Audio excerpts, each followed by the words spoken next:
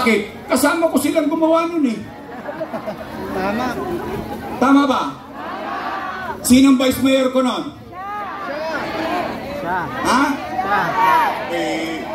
Mali pala eh. Bakit nyo niretifika? Mali pala eh. Bakit nyo ako binigyan ng authority? Mali pala eh. Bakit nyo inaprubahan yung utang? Samantala nung araw, kadiliman ng buhay ng tao, nagagalak ang tao dahil may gobyerno silang nararamdaman sa gitna ng pandemya, dumadamba-damba pa ng food box, gumaganyan-ganyan po. Tama, mali. Ngayon ako mali. O ngayon, at least nga, ako, ito, mga taga-Tondo, tayo nandito. At least ako, pinaninindigan ko, ginagawa ko. Bakit? Hahayaan ko tao magdesisyon kung mali ang ginawa ko. Pero at least, makapaglalakad ako sa may haligi. Makapaglalakad ako sa iskinita ng buong Maynila. Isa lang ang masasabi kong matasan no ako. Kahit ako na lang mag-isa maglakad. Isa lang masasabi ko, salamat sa Diyos. Nakaraos kami nung pandemya. Nakaraos ba tayo? Nakatawid ba tayo? Yan ang tapat at totoo. Pangit ko na bakla. Hindi, hindi. Tapat totoo eh.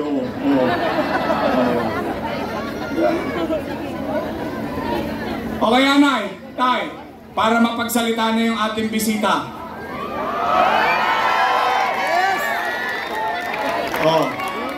Real talk lang tayo. After everything said and done. English yun. Kala ni Awi, siya lang marunong mag-English. Nay, tay, matanong ko lang po kayo. Baka kasi ako lang may gusto nito. Gusto nyo pa ba akong bumalik?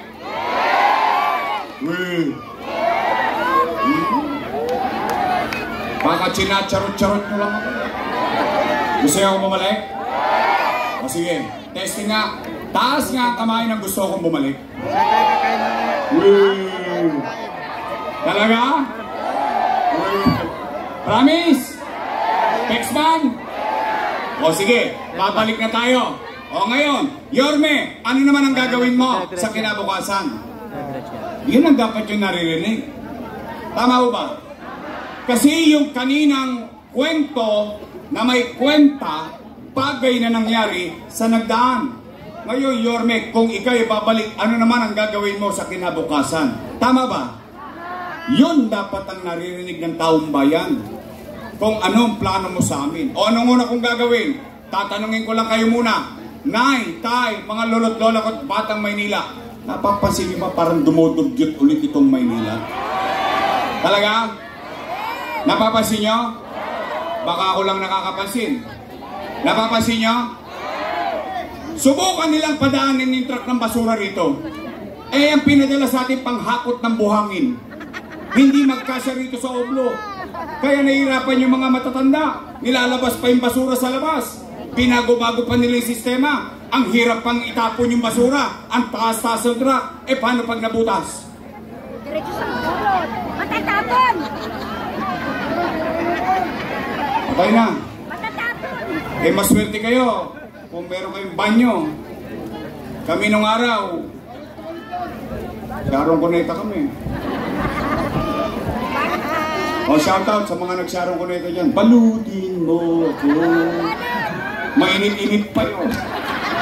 Lalagay mo doon sa plastic laboy, pinagbilan mo ng tamban, saka tulingan. Ano nga kayo? Ayan, yan ka mo.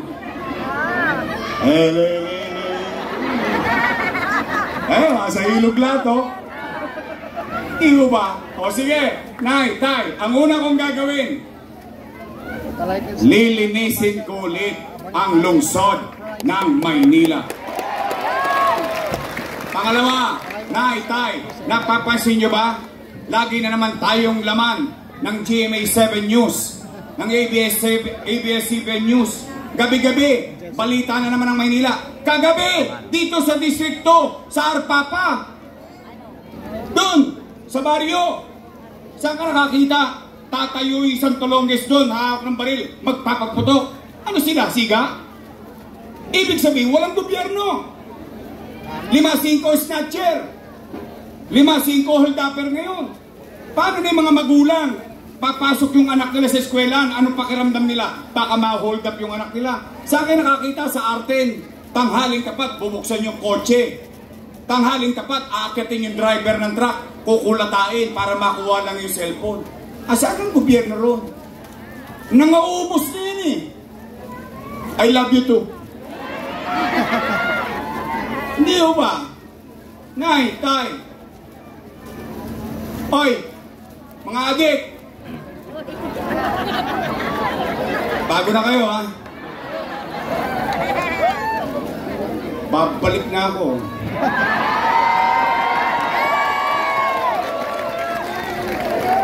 Yung mga bangang dyan. Yung mga adik at pusher, kailangan tumira ng kemikal para magising. Ako, kape pa lang. Gising na ako 24 oras. Kaya may awa ang Diyos sa tulong ninyo. Nakabalik ako. Ibabalik ko sa inyo yung gobyerno sa umaga, sa tanghali, sa hapon, sa gabi, hanggang madaling araw. May gobyerno sa lungsod ng Maynila. Mga adik ha. Tigilan nyo na yung kakatrompeta. Rolling. Pagugulo. Kung totoo lang, laking perwisyo sa komunidad eh.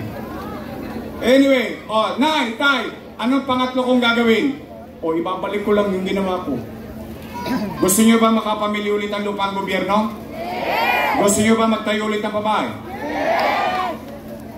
I will bring back MBN. Minimum Basic Needs.